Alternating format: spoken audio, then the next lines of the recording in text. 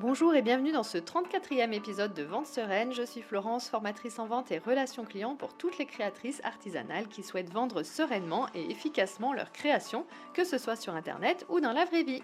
Alors cet épisode a été enregistré fin janvier, je vous souhaite une bonne écoute. Aujourd'hui, une fois n'est pas coutume, je suis ravie de recevoir l'une d'entre vous et j'ai donc le plaisir de discuter cette fois-ci avec Soraya de Atelier SB. Alors pour la petite histoire, on se connaît avec Soraya depuis plusieurs années de manière virtuelle, puisque l'une et l'autre, on se suivait sur les blogs et sur les réseaux sociaux il y a déjà plus de 10 ans. Et cette amitié virtuelle s'est perpétuée et nous avons évolué ensemble vers l'entrepreneuriat et nous nous sommes toujours soutenus et écoutés très régulièrement. Et j'en ai déjà d'ailleurs parlé en podcast, le sujet de l'entraide et du soutien. Petit aparté, tellement important de discuter, avoir un lien avec des personnes qui vivent les mêmes choses que vous et qui peuvent comprendre par où vous passez. Cet épisode est d'ailleurs bien sûr toujours disponible. Donc voilà, autant vous dire que je suis ravie de discuter aujourd'hui avec Soraya et je suis sûre que vous allez aussi vous reconnaître dans son parcours et dans ce qu'elle vit au quotidien. Eh bien bonjour Soraya, comment vas-tu ? Salut Flo, bah écoute, ça va bien, je t'avouerai un petit peu stressée. Oui, bah, après c'est normal, hein. Je sais que l'exercice n'est pas facile, mais bon, on va parler comme on se parle, comme d'habitude, comme ça on va Ouais. rester naturel. Donc je te remercie déjà d'avoir accepté de faire cet épisode avec moi. Et Merci à donc, toi. peux-tu te présenter? Qui es-tu? Que fais-tu actuellement? Alors je m'appelle Soraya, j'ai 32 ans, j'habite à Lille. Je suis une personne très créative qui aime se lancer de nouveaux défis et du coup, il y a un an, en janvier 2023, j'ai créé la marque de bijoux en perles Atelier SB. D'accord, et du coup, eh bien, peux-tu nous parler de ton parcours? Qu'est-ce qui t'a amené à la création artisanale? Comment as-tu commencé? Qu'est-ce qui t'a donné envie de créer? Dis-nous tout. Alors je vais essayer de faire court parce que j'adore parler. Mais sinon, j'ai fait une licence et un master dans l'entrepreneuriat. Moi, j'ai toujours su que j'allais être auto-entrepreneur. C'est quelque chose que j'ai toujours voulu. Je ne voulais pas de patron, je n'aime pas les ordres. Du coup, dès que j'ai eu mon master en poche, mon premier métier, c'était d'être community manager. Donc, je me suis lancée à mon compte pendant 2 ans. Au bout de 2 ans, j'ai découvert que c'était génial, mais aussi que c'était difficile d'avoir des clients qui nous payent en temps et en heure. Et j'étais un peu lassée et fatiguée de tout ce côté administratif. Du coup, j'ai décidé de reprendre enfin, de prendre un job normal. J'ai fait 2 CDD, j'ai démissionné de ces 2 CDD. J'avais beaucoup de mal. Puis j'ai fait un CDI et pendant mon CDI, donc en tant que community manager dans une grande entreprise, j'ai d'abord créé une première marque qui s'appelait Devenir adulte. Alors devenir adulte, c'était sur la peur de devenir adulte. À 25 ans, j'ai fait la crise des 25 ans, qui est très connue aux États-Unis et en Allemagne, un peu moins en France. Et du coup, c'est pour ça que je voulais en parler. Donc j'ai d'abord créé un blog, puis un Instagram, et ensuite une marque où j'ai pu découvrir vraiment ce que c'était créer une marque. Donc moi, je faisais appel à des fournisseurs, je créais les graphismes avec une graphiste. Moi, je les faisais à la main, elle les reproduisait au propre et avec son talent que je n'avais pas. Et du coup, ça a été ma première marque que je faisais en même temps que mon CDI. Ensuite, j'ai malheureusement fait un burn-out qui a été très difficile. En fait, il y a plusieurs stades dans le burn-out. Moi, j'étais vraiment au stade le plus avancé. Et du coup, j'ai été mise en arrêt de travail pendant 9 mois. Et c'est là où, en fait, tout s'est enchaîné, puisqu'en fait, pendant mon burn-out, j'allais tellement mal que je passais mes journées assise sur mon canapé à pleurer. Je me disais, mais qu'est-ce que je vais faire de ma vie? Vraiment, en fait, c'était la première fois de ma vie où je n'avais pas d'issue, où je ne savais pas où j'allais être dans 6 mois, où vraiment je me disais, tout s'effondre. Du coup, pour m'aider, j'ai vu une psychologue qui m'a sauvée, où je la voyais vraiment toutes les semaines et je pouvais bien lui parler de tout ce qui se passait dans ma tête et tout ce que je ne comprenais pas. Et je voyais mon médecin traitant en fait tous les mois également pour voir si je pouvais retourner dans mon emploi ou si il fallait encore que je sois en arrêt. Et je crois que c'est au bout de 6 mois, ma psy voyait que je commençais un petit peu à aller mieux, à accepter la situation. Et elle me dit, maintenant, ce que tu vas faire, c'est que tu vas faire une activité par jour, même si c'est une balade, même si c'est une recette. c'est comme ça, en fait, que j'allais commencer à reprendre, entre guillemets, goût à la vie. Donc, j'ai décidé de créer un TikTok. À la base, ça s'appelait, et un Instagram, et à la base, ça s'appelait Artiste pas trop comprise. Et du coup, je faisais une activité par jour, mais je faisais de tout. Je faisais de la poterie, de la peinture, du coloriage, des balades. Vraiment, je créais mon dentifrice. Vraiment, j'ai tout fait. Et c'est là où j'ai vu en fait le fait de me forcer à me dire je vais publier tous les jours et le fait de mettre mon cerveau en pause, et ben j'ai commencé à apprécier et à aller beaucoup mieux. Et je suis retournée dans l'activité préférée de mon enfance qui était de créer des bijoux en perles. Moi, quand j'étais petite, avec ma sœur, tous les mercredis, tous les samedis, on allait à Loisirs et Création et on achetait plein de perles et on faisait plein de bijoux en perles. Et en fait, quand j'ai commencé, bah, j'ai plus réussi à m'arrêter. Ça m'a fait tellement de bien de penser à autre chose, de créer de nouvelles choses. Enfin, vraiment, j'adorais.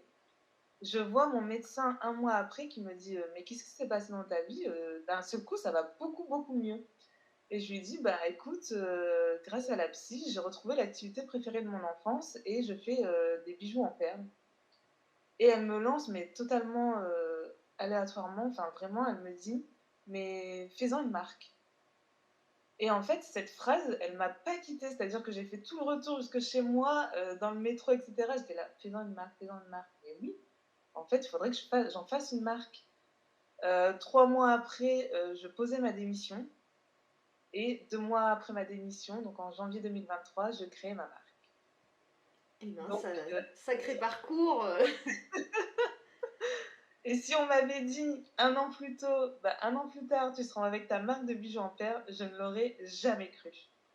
Oui, alors comme quoi, alors c'est vrai qu'on va revenir sur deux, trois petites choses, mais c'est vrai que déjà le fait d'avoir vu une psy qui t'amène à faire des activités, bon, tu trouves un peu la volonté de faire des activités parce que c'était vraiment un burn-out et non pas qu'une petite, entre guillemets, dépression, de faire des activités qui t'amènent finalement à quelque chose, à un métier.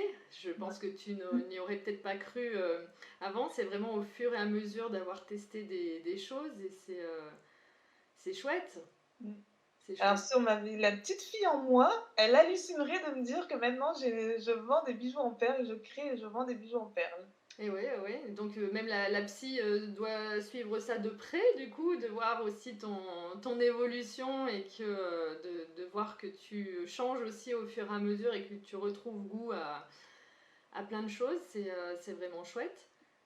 Et j'ai mon médecin qui est mon premier fan, mon premier soutien, où je me souviens, quand j'ai créé, elle m'a dit, je lui ai dit non, mais en fait, j'ai démissionné, je vais créer, je vais suivre tes conseils et je vais créer ma marque. Et elle m'a dit, tu n'oublies pas, tu viens avec tes flyers, je les mets dans la salle d'attente. Et quand je vais à chaque fois chez le médecin, il y a toujours mes flyers dans la salle d'attente où elle me dit, n'oublie pas d'en ramener la prochaine fois. Donc vraiment, enfin, je trouve que cette histoire est folle. Oui, ouais, ouais. Bah, c'est des histoires comme ça qu'il faut pour rebondir. Tu parlais déjà de la crise des 25 ans. Alors effectivement, on connaît plus la crise des 40 en France et pas des 25. Tu peux nous en parler du coup un peu parce que tu parlais de ta première marque aussi que tu avais déposée Oui, du coup. ouais. Ouais. Donc en fait, la crise des 25 ans, c'est normalement c'est à 25 ans où notre cerveau, il fait le parallèle entre tout ce qu'on avait imaginé, enfin comment on avait imaginé notre vie d'adulte en étant enfant. Donc moi par exemple, j'imaginais que je serais bon, mariée, riche, j'aurais Avec des un chien, enfants, une maison, un un chat, moi chat, je suis pardon. team chat, la maison, etc. Et enfin, c'est comme ça que j'imaginais ma vie. Sauf que moi, à 25 ans, je finissais mon master. Parce que j'adore tester de nouvelles choses. Donc, j'ai fait de la psycho, j'ai fait une école de théâtre en même temps, etc. Donc, j'arrive à 25 ans en master. Et là, je me dis, non, mais attends, t'es célibataire, t'es encore en études. Et puis surtout, en fait, c'est là aussi où j'ai commencé à faire mes premiers stages. Donc, mes longs stages où pendant 6 mois, j'étais dans l'entreprise. Et où je me rendais compte que le matin, je n'arrivais pas à me réveiller et à me dire, ma vie, ça va être d'être au bureau de 9h à 18h et d'obéir à un patron qui te donne des ordres, un patron qui, quand on avait des rendez-vous clients, il me dit t'oublies pas, demande un rendez-vous client, tu vas te maquiller. Je me disais, non, c'est pas ça ma vie, en fait, c'est pas... Moi, je l'imagine pas comme ça. Et quand je voyais, je me souviens d'une image où j'étais assise en tramway, je les voyais tous en costume, ultra stressés et tout. Et je me dis, Soraya, ta vie, ça peut pas être de stresser pour un patron. C'est pas possible. Et donc, à 25 ans, moi, je commence à sortir beaucoup. Enfin, en fait, je me reconnais pas. Je sors énormément. En fait, je veux pas prendre conscience que ça y est. En plus, à 25 ans, c'est là où les parents commencent à te dire mais c'est quand tu te poses, c'est quand on devient mamie, etc. Enfin, le truc qu'il faut arrêter de nous dire chacun grandit à son rythme. Et j'avais l'impression, en fait, que comme moi, je ne pensais pas encore à enfin, j'avais pas cette façon de me dire il faut que je me pose, etc. Enfin, je me disais c'est la société qui me dit de faire ça, mais moi, est-ce que j'en ai envie? Non. Et donc, c'était tout parallèle où je me disais, mais pourquoi moi, j'ai pas envie de ça? Je me disais, mais je suis pas normale de pas avoir envie d'avoir un enfant, etc.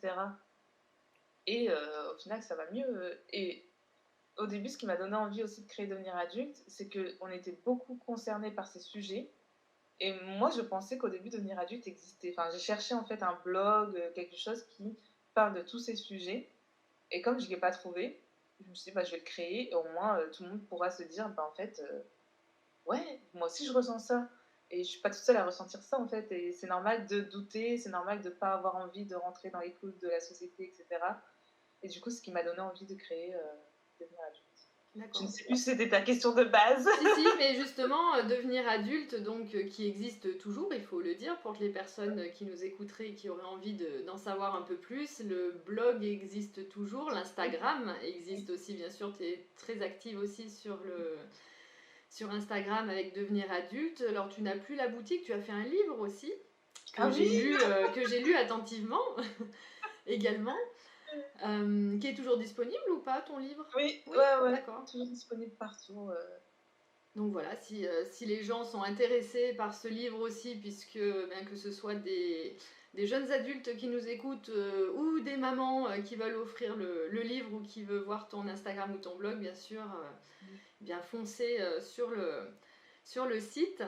Et donc, tu as fait devenir adulte, donc ça t'a permis de voir aussi comment créer une marque, finalement, c'est ça? Tu avais déposé ta marque?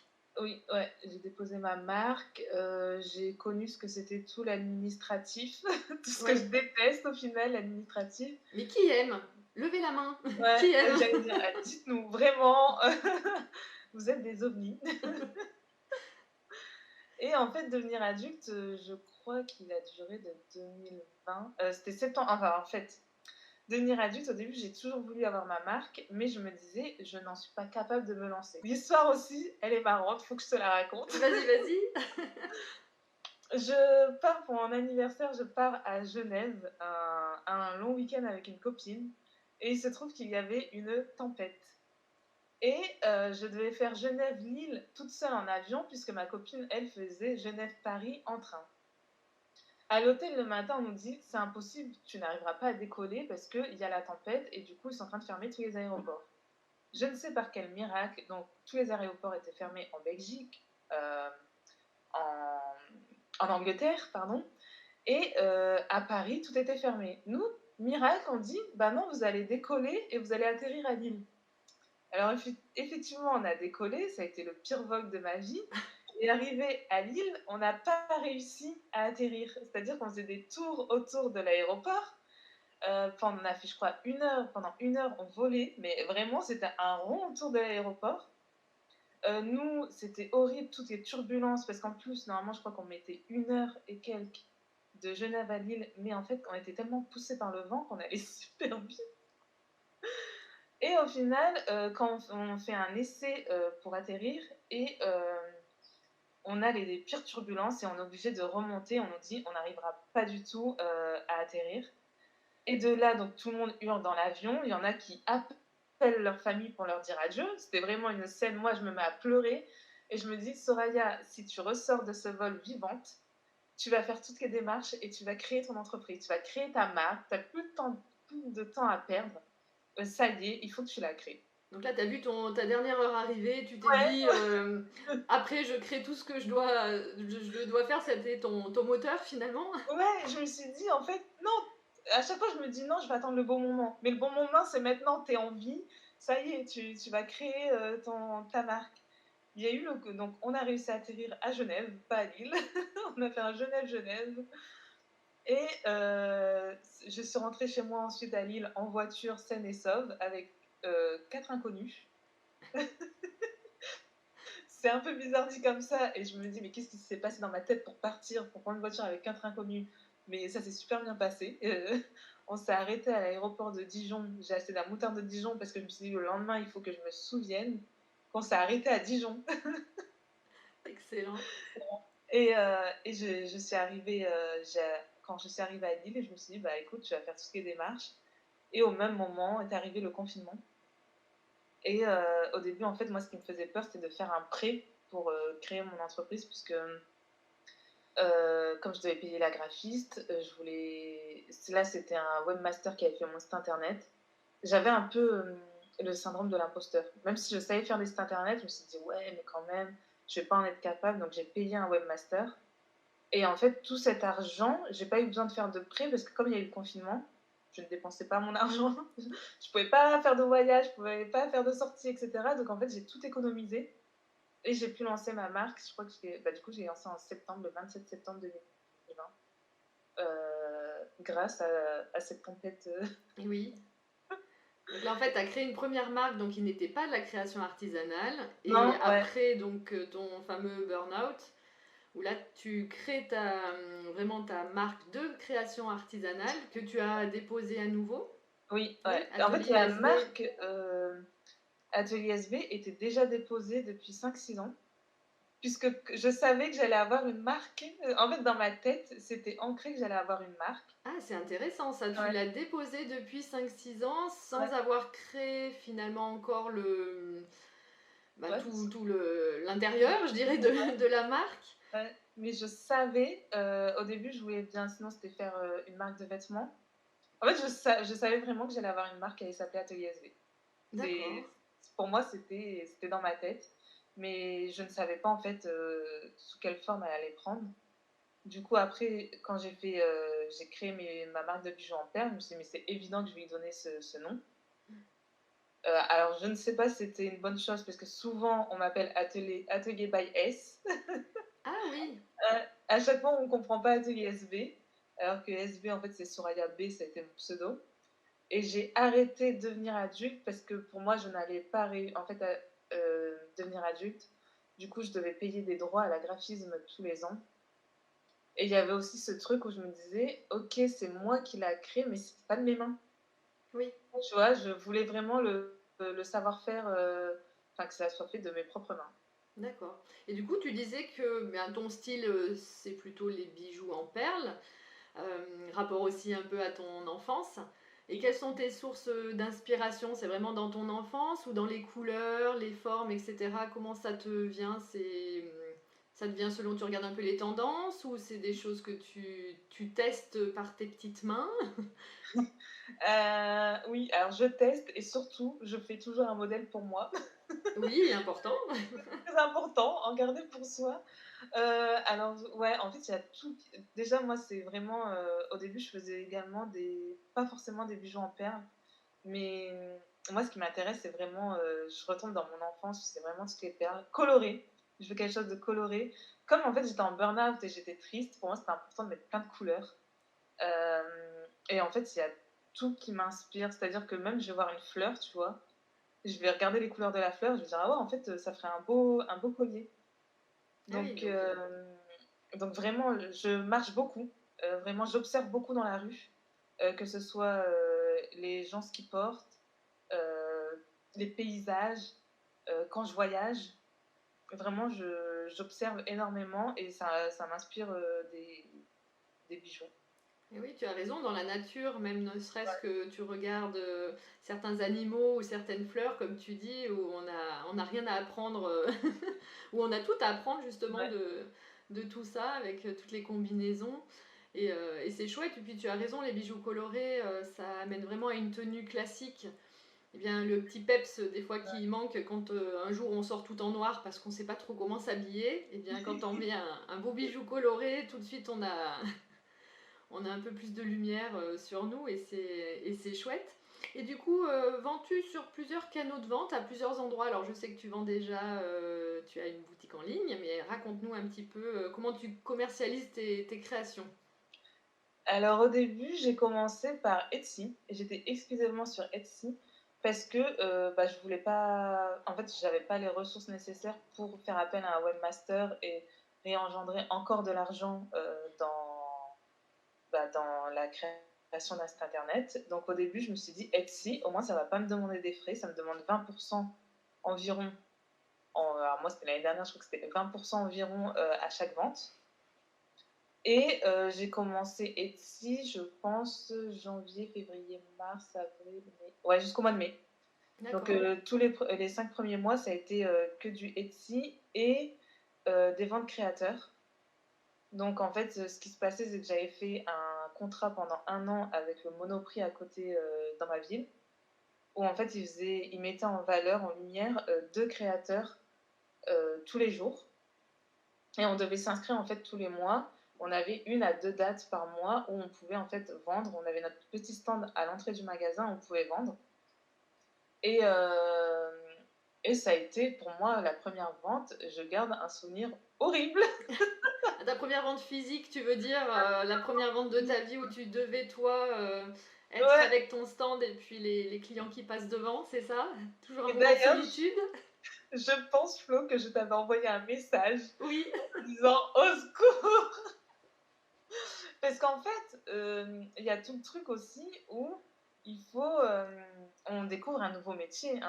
Moi, j'ai eu de la chance, c'est-à-dire que quand j'ai créé l'Instagram au début, qui était artiste pas trop comprise, où j'ai commencé à faire une base de followers, et après, je l'ai changé en atelier SB quand vraiment j'étais sûre que ça allait être ma marque. J'étais community manager, donc j'avais déjà toutes les bases pour les réseaux sociaux, je savais à peu près où j'allais. Ma première vente, alors, la veille, je n'ai pas dormi.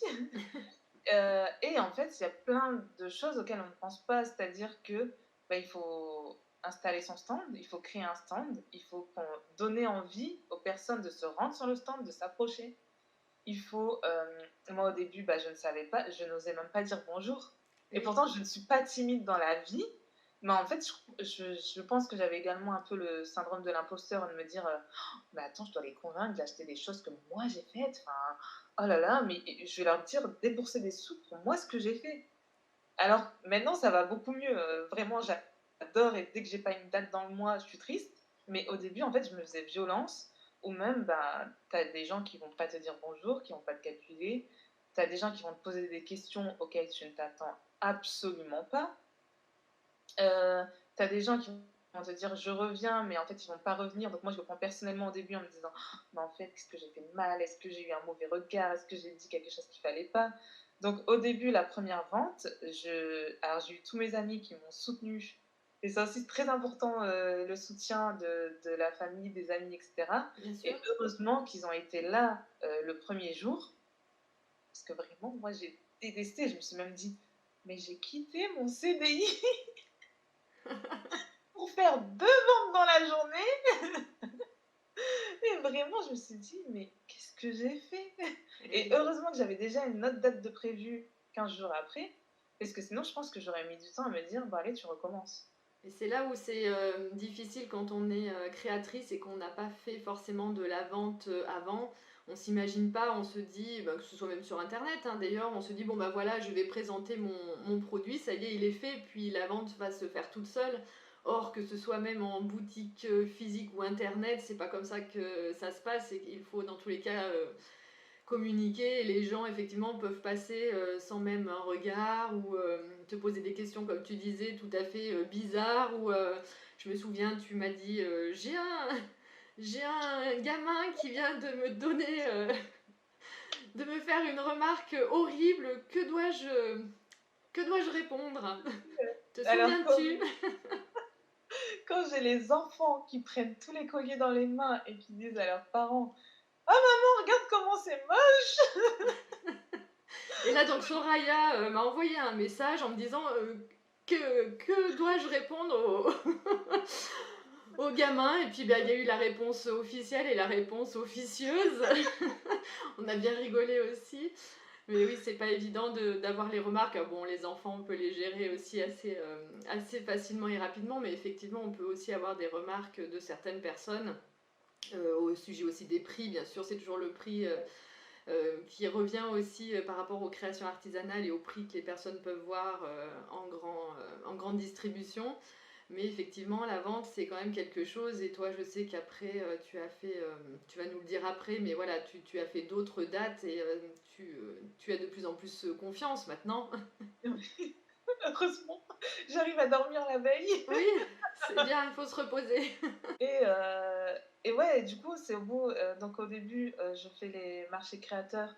Et en fait, il y a également, je rencontre des créatrices qui ne sont pas bienveillantes, etc. Donc, vraiment, je me dis au début, j'ai le soutien de ma famille. Mais je me dis, est-ce que c'est parce que j'étais en burn-out et que d'un coup ils se disent, mais si, tu verras, ça ira. Mais moi, j'avais besoin un peu de, tu vois, de l'aval. euh, Parce qu'au début, je faisais deux trois ventes dans, dans une journée complète. Donc, c'est-à-dire quand on faisait du 9h, 20h, qu'on fait trois ventes, c'est ultra long. Oui, Faut puis se... ça décourage un peu aussi. On se demande, Voilà. tout de suite, on se demande, eh bien, est-ce que mes bijoux plaisent? Est-ce que c'est de ma faute? Et on prend Mmh. tout personnellement. Et c'est vrai que dans la vente, il ne faut surtout rien prendre personnellement. Comme me l'a appris Flo. Voilà.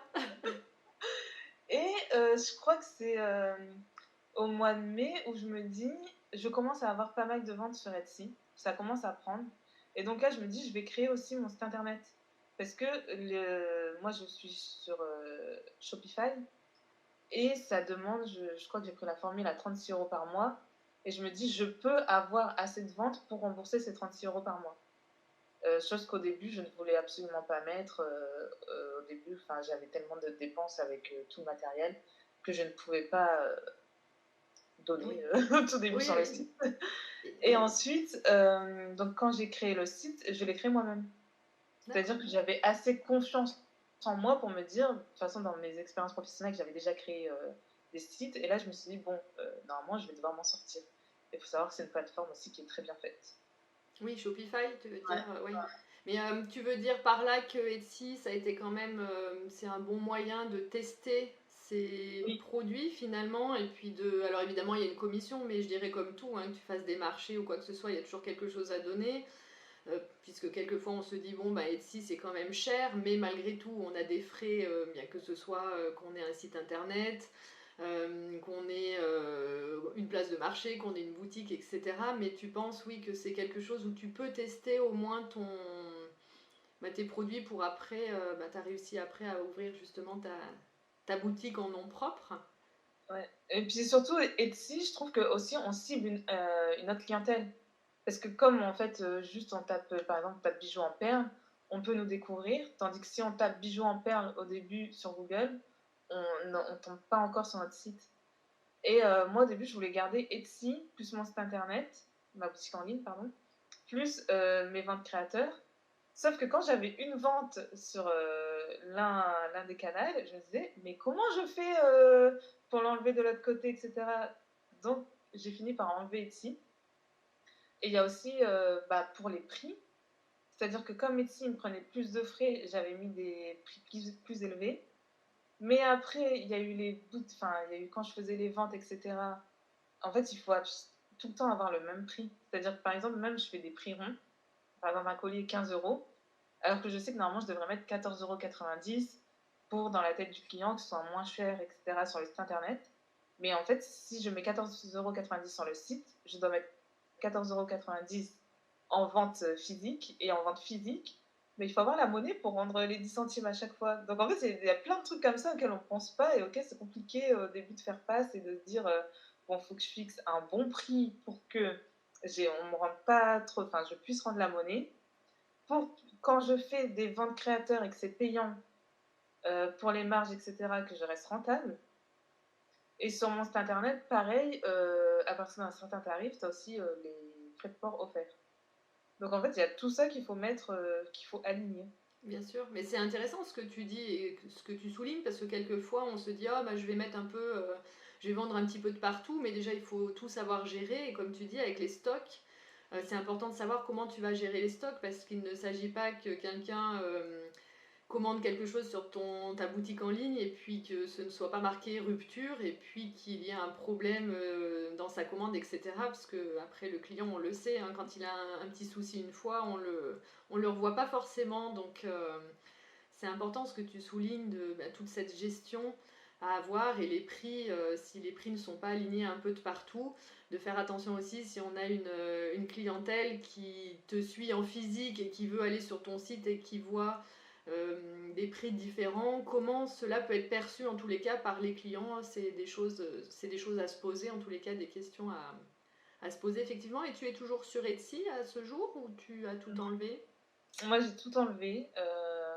Je trouve ça un peu dommage, tu vois. Je me dis, j'aimerais trouver une organisation pour quand même garder, tu vois, peut-être pas toute la boutique en ligne, mais garder les produits phares. Je me dis, si je les mets sur Etsy, sachant que moi, du coup, je me suis rendu compte que je vendais beaucoup plus l'été. Donc, à voir si, par exemple, je peux faire comment dire, trois modèles identiques et de me dire qu'il y en a un qui reste pour Etsy au cas où. Oui, et puis faire d'autres modèles sur ton site, ta boutique Voilà. en ligne propre, de proposer vraiment toute ta gamme sur ton site internet propre et garder juste trois produits, par exemple sur Etsy. Après, oui, à voir, c'est à tester. Et tu disais que tu avais eu un contrat chez Monoprix et tu fais aussi des marchés de création artisanale aussi? Alors en fait, du coup, je fais deux marchés artisanaux, hein, Oui, très bien. minimum par mois. Donc en fait, là aussi, c'est tout un truc où tu découvres des marchés, trouver les bons. Parce que faire un marché artisanal, moi au début, j'acceptais tout. C'est-à-dire que quand on postule, donc souvent, nous, en tout cas dans le nord de la France, où ils sont souvent complets en bougies, bijoux et couture. D'accord. Et où ils en prennent à chaque fois, la plupart du temps, ils en prennent qu'un. Donc, il faut être ultra rapide pour postuler et souvent, tu te fais refouler. Et au début, moi, en plus, comme ma marque, elle était naissante, c'est-à-dire que quand ils demandent également nos réseaux sociaux, etc., aussi, pensez à avoir une bonne assurance pro, on vous la demandera. Donc, il faut en avoir une. Euh, donc, au début, je postulais partout. Je me faisais refouler de partout. Il y a un moment, j'ai dû envoyer encore un SOS Flow.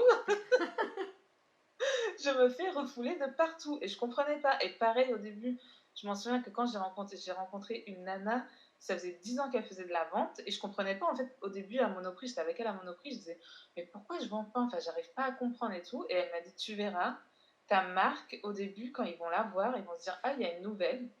Ils vont la regarder, mais ils vont pas acheter. Ils vont te voir au bout de 2-3 fois.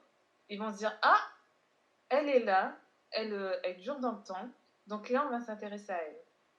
Et franchement, les mêmes personnes que je voyais au Monoprix, par exemple, si je faisais tous les vendredis, à chaque fois, il y en a, ils viennent tous les vendredis faire leurs courses, donc je les reconnaissais. Et mes premières ventes, elles me disaient, mais ça fait un moment qu'on vous voit, mais on n'osait pas trop acheter, etc. Et donc, en fait, c'est à force de nous voir que là, ils vont avoir un peu plus confiance. Et après, il y a peut-être moi aussi, je prenais plus confiance et j'osais plus en reparler. Mais au début, j'étais tellement découragée. Et au fur et à mesure, on se dit, parfois, il n'y a rien à changer, il y a juste à laisser faire le temps et ça viendra. Du coup, j'ai fait en mai, juin, juillet, août, là, je fais des marchés créateurs toutes les semaines. Je vais près de la plage, où je vends mieux. Et surtout, j'ai appris aussi à pas tout accepter. Au début, j'acceptais, je me disais non, mais il faut qu'on me voit, il faut qu'on me voit, il faut qu'on me voit. Mais il faut aussi penser à sa cible.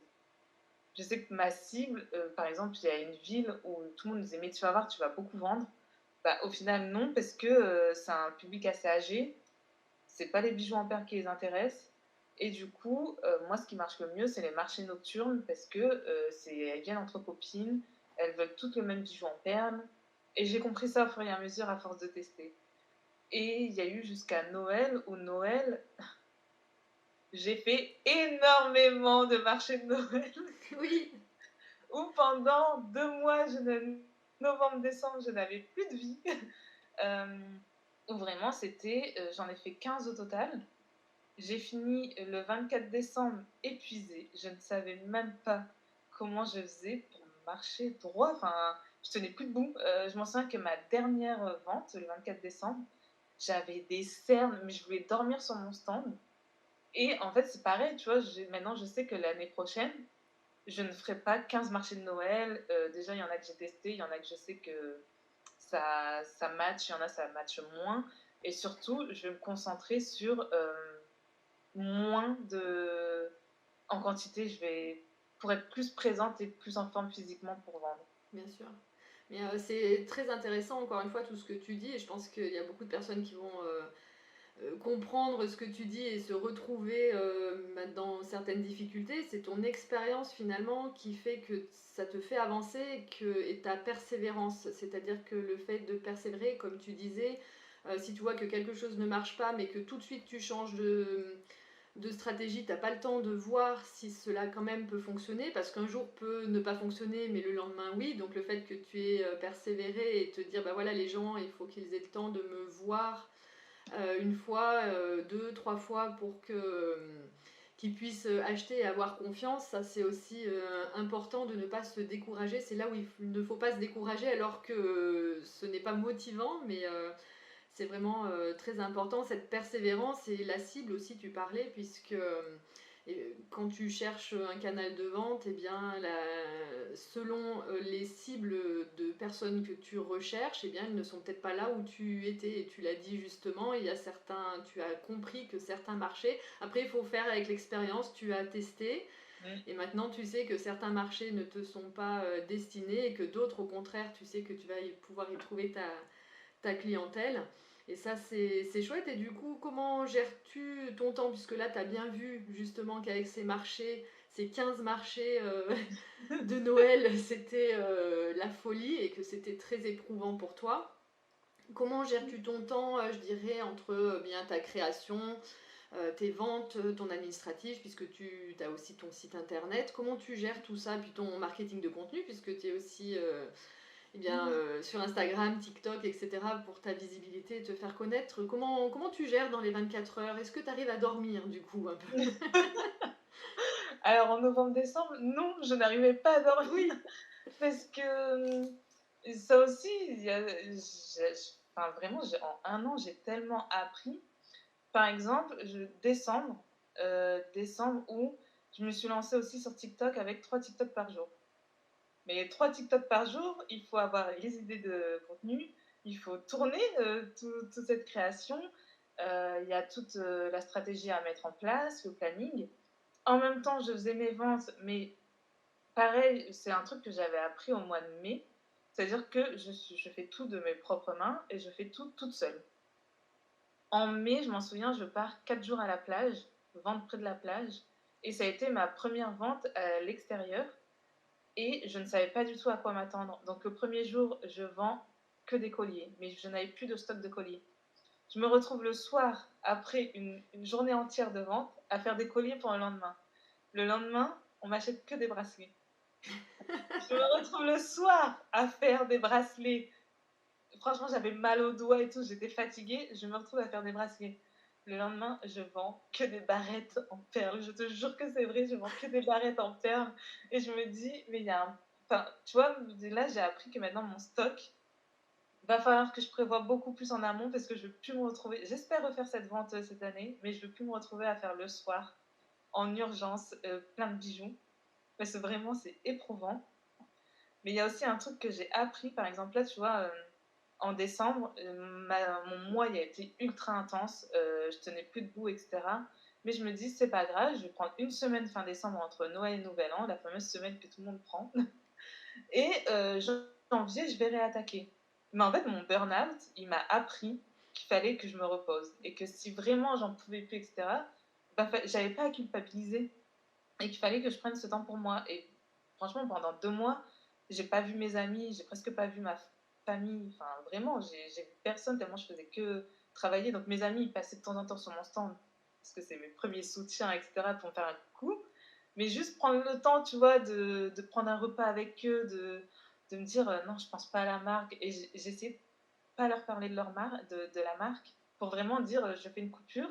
Et je sais que cette coupure en janvier, j'avoue, moi, en janvier, j'ai pas fait grand-chose. Si j'ai pris soin de moi, de ma santé, j'ai vu mes amis, je me suis reposée et je l'ai fait sans culpabiliser.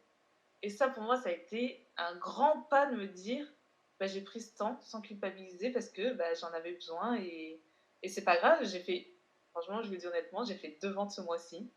Ça peut paraître très nul, mais je sais que maintenant, je vais être en forme pour attaquer février et me dire, ça y est, je vais pouvoir recréer tout mon stock pour donc ma prochaine vente physique, elle est en mars. Donc là, je me dis, pour le 12 mars, je crois, il faut que j'ai un stock assez suffisant, etc. Mais je suis en forme.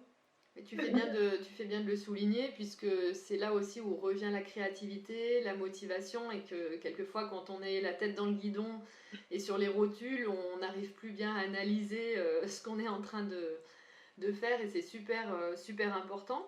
Mais c'est bien que tu réussisses justement à voir où sont tes paliers. Et puis dans la création artisanale, tu as dû voir aussi effectivement qu'il y a certaines périodes pardon, qui vont être plus creuses que d'autres. Et c'est là où il faut jongler entre aussi le repos et puis mettre un petit coup de boost. Tu as parlé ben, on a parlé déjà de quelques difficultés, mais quels ont été les principaux défis que tu as rencontrés? Alors tu as dit vraiment ta première vente, les premières fois, parce que tu étais aussi plus timide finalement, et puis que tu savais pas trop comment vendre, et celles que tu rencontres peut-être encore à ce jour, les difficultés. Ah, Les enfants toujours. viennent sur le stand. Mets un panneau, enfant interdit, écoute. Non, moi, ma principale difficulté, c'est j'aimerais être dans les boutiques créateurs. Ça aussi, j'ai envoyé un SOS. Tout à fait. Les boutiques créateurs où ça me permettrait en fait d'avoir juste de mettre du coup, mes bijoux dans une boutique et moi de continuer à faire mon site internet, de continuer à faire tout ce que je peux faire à côté et de juste, ils prennent un pourcentage. Et ça, je me dis, ça peut être je peux toucher un nouveau public, toucher d'autres personnes. euh, et j'y arrive pas en fait. À chaque fois, j'ai contacté toutes les boutiques créateurs du Nord des autres villes, etc. Et à chaque fois, ils me disent non, on est déjà pris dans les bijoux. Donc là, je sais que tu m'as donné des petits conseils qu'il faut que je mette en place dès maintenant, parce qu'en janvier, je me suis reposée, donc j'avoue, je ne l'ai pas fait. Mais c'est vrai que mon objectif cette année, allez, 2 boutiques créateurs, j'aimerais, pour toucher un nouveau public et me dire... Enfin, je serais fière de moi si j'arrive à avoir 2 boutiques créateurs. Oui, puis les boutiques créateurs, c'est encore. Alors, toi, tu as déjà fait ton test aussi avec Etsy, mais c'est un bon moyen aussi pour tester ces produits quand on commence et on veut pas forcément encore ouvrir son site internet ou qu'on n'a pas trop d'argent à avancer. Et c'est vrai que de laisser ces créations dans une boutique, même s'ils prennent une commission, ce qui est normal, même si la commission maintenant est quand même assez énorme. Mais malgré tout, bien, la boutique aussi a ses charges, bien sûr, mais cela permet aussi de travailler derrière, de faire ses fabrications, d'essayer de revendre aussi ailleurs, et ça permet aussi de tester. Encore faut-il bien trouver sa boutique et qu'elle soit appropriée aussi à ses créations, et surtout avoir la bonne cible de clients, bah, comme tu l'as testé toi-même sur les marchés où tu voyais qu'il y avait certains marchés qui ne t'étaient pas finalement destinés. Même chose pour les boutiques. Et as-tu des leçons du coup que tu as apprises en cours de route et que tu veux partager de tout ça, même si tu nous en as déjà donné beaucoup finalement de leçons que tu as apprises? Il y a aussi très important, parce que souvent j'envoie aussi des SOS flow avec arrêtez de piquer les idées. Oui, alors Et je ça, sais que tu en parles aussi ouais. sur ton Instagram ou dans les podcasts, mais c'est vrai que quand on vient sur notre stand et qu'on s'amuse à tout prendre en photo et qu'après on crée exactement les mêmes choses, franchement, créez votre propre valeur, créez vos propres... Enfin, ayez votre propre créativité, mais arrêtez en fait de piquer sur les autres. Parce que déjà, nous, ça nous fait du mal, parce que nous, on se donne beaucoup de mal, on crée, on cherche de nouvelles idées, et puis t'as quelqu'un qui arrive et qui te pique tout. Et donc ça, c'est pour ce que j'ai appris. Je pense que ce que j'ai appris aussi, c'est que, tu vois, sur les réseaux sociaux, souvent on te dit, par exemple, si je résume mon histoire en me disant, ah, bah en fait, elle a fait un burn-out, et puis bah, au final, ça a été super facile, elle a réussi à créer. Non, il y a de la difficulté tout le temps. Et je veux pas, en fait, pour moi, tout le monde peut créer. Ça, si je l'ai fait, je me dis tout le monde peut créer. Mais qu'il y a aussi, c'est difficile. Et que chaque jour, on se remet en question. Chaque jour, il y a des jours où, franchement, je vais pleurer toute la journée parce que je me dis, il n'y a rien qui va. L'URSSAF me prend la tête. J'ai un bug sur mon site internet. Il y a une vente qui a été annulée, ou tous des petits trucs comme ça, etc. En fait, tu vois, si tu regardes, il y a des fois, les gens ils regardent les réseaux sociaux, ils disent ah, tout est beau, ça va être facile, moi aussi je vais me lancer. C'est difficile, vraiment, il faut tout le temps se remettre en question, il faut tout le temps se renouveler, et il faut en prendre conscience que c'est pas ah, mais de toute façon, tu travailles quand tu veux, et puis tu travailles 4 heures par jour, et après tu peux partir en vacances et tout. Non, je rêve de partir en vacances. Parce qu'il faut aussi prendre conscience que tout ce qu'on gagne au début, bah, en fait, on le remet aussi, tout cet argent, il est pour le nouveau matériel, pour les nouvelles collections, pour toutes nos charges, les charges qu'on a oubliées et que d'un coup, ils réapparaissent. Et donc, je pense que c'est ça, en fait, la leçon que j'ai apprise. Qu'il faut pas se comparer aux autres, faut pas se dire ah, mais ça a l'air tellement simple sur les réseaux sociaux, moi aussi je vais le faire. Non, derrière, on raconte ce qu'on veut sur les réseaux sociaux et derrière, c'est ultra difficile. C'est surtout ça, c'est souvent on a envie de transformer sa passion en métier et qu'on s'imagine pas tout le reste. Toi, tu as trouvé la volonté, tu trouves toujours le courage aussi de persévérer, comme on le disait tout à l'heure, et de ne pas lâcher, parce qu'il y a des personnes aussi qui lâchent assez vite en voyant que la sauce ne prend pas, mais quelquefois il y a juste deux, trois petites choses à changer ou à modifier. Et du coup, quelle est toi ta plus belle réussite depuis le lancement de ton activité? Alors je dirais que ce soit en réussite toi personnelle de ce que tu as ressenti, et puis réussite, est-ce que tu as un produit phare, une création phare que tu es contente d'avoir faite et puis qui se vend bien aussi? Ma plus belle réussite, je dirais ma plus belle réussite. Je pense qu'il y a eu un truc aussi, c'est au mois d'avril, où j'ai fait mon pop-up créateur à Paris. Et pour moi, me dire que 4 mois plus tard, tu vois, 4 mois après la création de ma marque, réussir à l'emmener le temps d'une journée à Paris, sachant qu'en plus en avril, j'avais encore tu sais, tout ce syndrome de l'imposteur, etc. Donc vraiment, je me suis fait violence pour y aller. Je me suis dit, mais si, t'as ta place, arrête, tu vas le faire et tout. Et je pense que, tu vois, c'est là où j'ai eu le déclic dans ma marque et de me dire, je suis à ma place. C'est vrai que, euh, et même après, ça a été beaucoup plus facile pour vendre parce que j'avais plus confiance et je me suis dit, mes bijoux sont de qualité, ce que je fais, c'est bien. Euh, donc, pour moi, il y a eu ce déclic de juste l'emmener à Paris, tu vois, même si je pense qu'au niveau des ventes, bah, comme il y a eu l'aller-retour, enfin, il y a eu beaucoup de frais, je n'ai pas été en, comment on dit, j'ai été en perte. Oui. J'ai été en perte, mais j'ai été en perte financièrement, mais en tout cas, moi personnellement, c'est là où ça m'a donné j'ai eu le plus confiance en moi. Enfin, je me suis dit, c'est bon, je suis à ma place. Donc ça a été pour moi mon plus beau souvenir. Voir les gens aussi, quand il y a la mère et la fille, et la mère dit, oui, je t'achète ce collier, et qu'elle dit, mais merci. Enfin, tu vois, quand tu vois les gens avec les yeux illuminés de se dire, ah, mais il est trop beau, merci maman. Ou les filles aussi qui disent, maman, s'il te plaît, j'utilise mon argent de poche. Et elle lui a dit, mais si tu utilises ton argent de poche pour acheter ce collier, c'est qu'après, t'en as plus qu'à la fin du mois. Oui, mais il est trop beau et tout. Et là, franchement, c'est là où je me dis, ah ouais, c'est pour ça que je fais tout ça, parce que quand tu vois ça, c'est trop beau. C'est ce genre de phrase qui te met vraiment du baume au cœur et qui te Ouais. motive aussi pour la suite. Et d'ailleurs, je te coupe, après tu me rediras ta petite réussite, ta grande réussite de ce que tu crées, mais tu as une préférence entre la vente physique ou la vente en ligne, ou les deux se complètent vraiment pour toi? Alors au début, pour moi c'était évident que c'était vente en ligne, sûr et certain. C'était vraiment vente en ligne. Maintenant, écoute, là ça fait du coup ma dernière vente physique, c'était le 24 décembre. Ma prochaine que j'ai pour l'instant, c'est le 12 mars. Ça me manque. C'est-à-dire que Ah, j'ai revu un peu mon stand, je sais comment je veux faire, je sais ma prochaine collection et tout. Je pense que non, vraiment, je continuerai à faire des ventes physiques. Après, peut-être dans ma propre boutique. Ouais, donc c'est la relation humaine, alors sans les enfants, Ouais, je mettrais dans ma mais boutique, si, je ils ont mettrais de l'argent de poche, tu viens de le dire, tu vois? oui, tu vois, je mettrais à partir de 15 ans. Allez. Mais non, franchement, les 2 se complètent. D'accord. Avant, pour moi, c'était sûr que c'était non que virtuel, mais non, en fait, j'aime trop parler aux gens.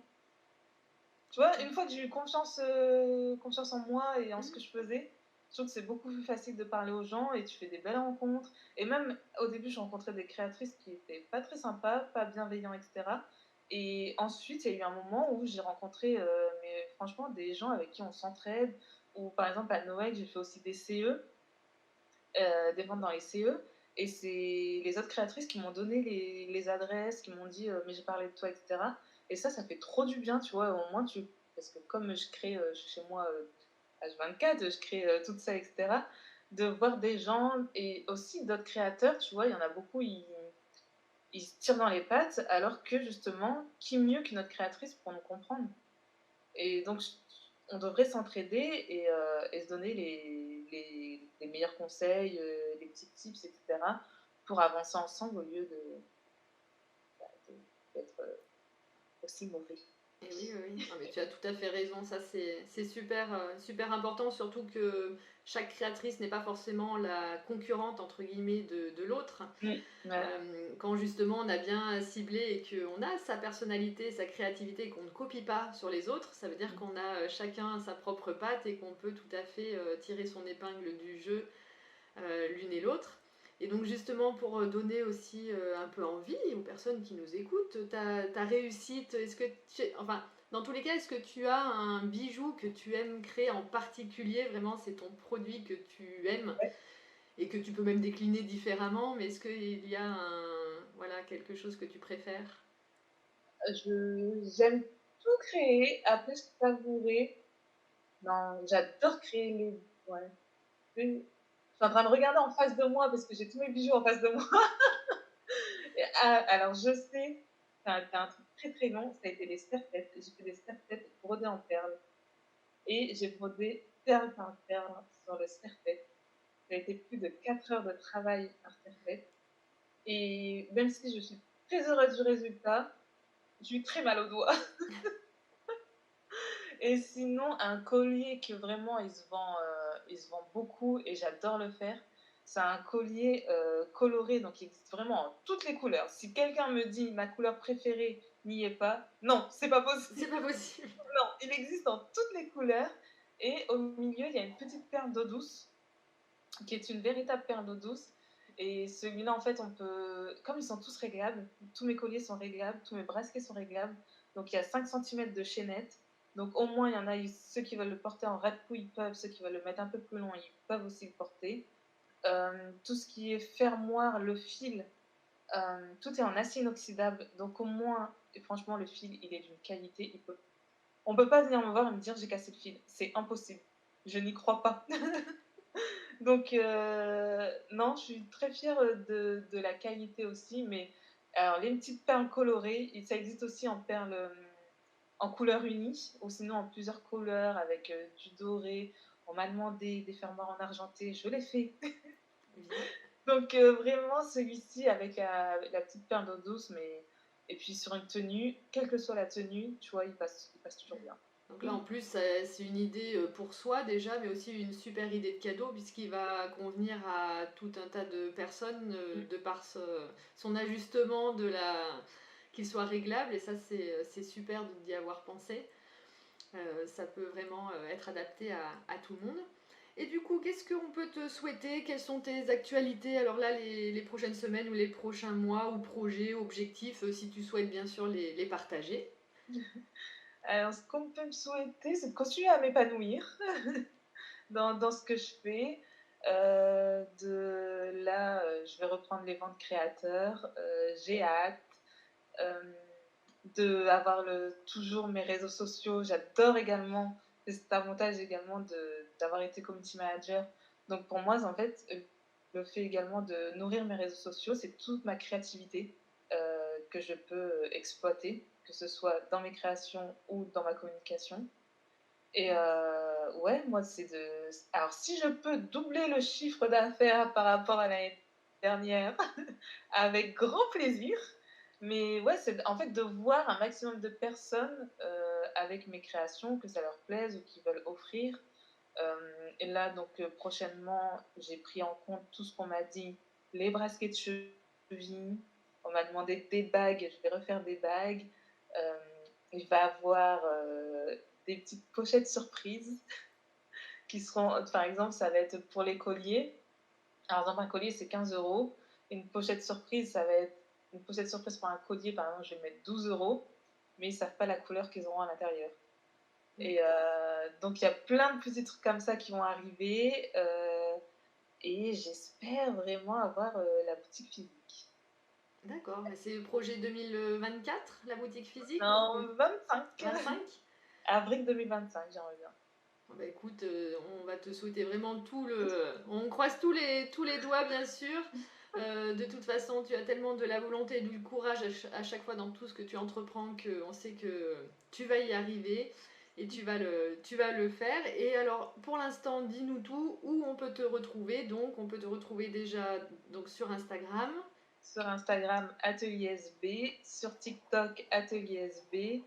Le site internet www.ateliersb.com. Et on peut également retrouver Devenir Adulte sur l'Instagram et le TikTok Devenir Adulte. Et sur le blog deveniradulte.fr. D'accord. Voilà. Bah écoute, hein, je te remercie vraiment pour cette conversation. En tous les cas, moi, ça m'a fait super plaisir de parler de tout ça avec toi. Alors, on pourrait continuer, hein, nous, en tous les cas, pendant des heures et des heures. En tout cas, c'est super gentil d'avoir pris ton temps pour venir par ici, parce que je sais qu'on en a parlé quand on est créatrice, et bien, on court après le temps. Donc, merci beaucoup à toi. Mais non, mais merci à toi et merci aussi pour tout ce que tu fais, pour ton podcast, pour nous répondre aussi rapidement quand j'ai un SOS flow, j'ai besoin d'aide en DM sur Insta.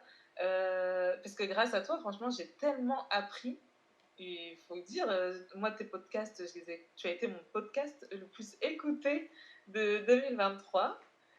Ton Instagram, à chaque fois, je dis, tu veux pas aborder tel sujet, j'ai besoin d'aide, etc. Mais t'es une grande...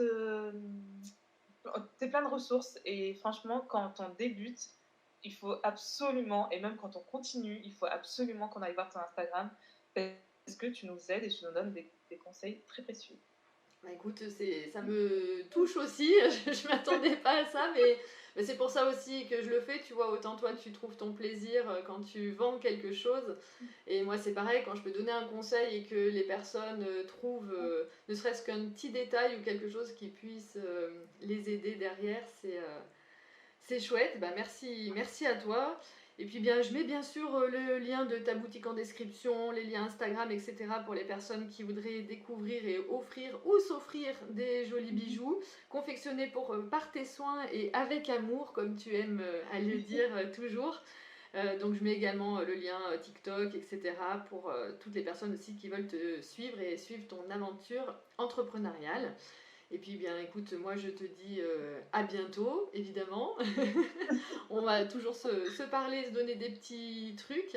Et bien sûr, pour vous qui nous écoutez, eh bien, je vous invite à liker, partager, noter cet épisode s'il vous a plu et pour montrer votre soutien qui m'est toujours très précieux. J'en profite bien sûr aussi pour vous remercier chaleureusement de me suivre et de m'envoyer de jolis messages bienveillants. J'en reçois aussi, cela fait toujours plaisir et me motive à continuer. Je vous remercie également de votre écoute et vous dis à bientôt pour un prochain épisode.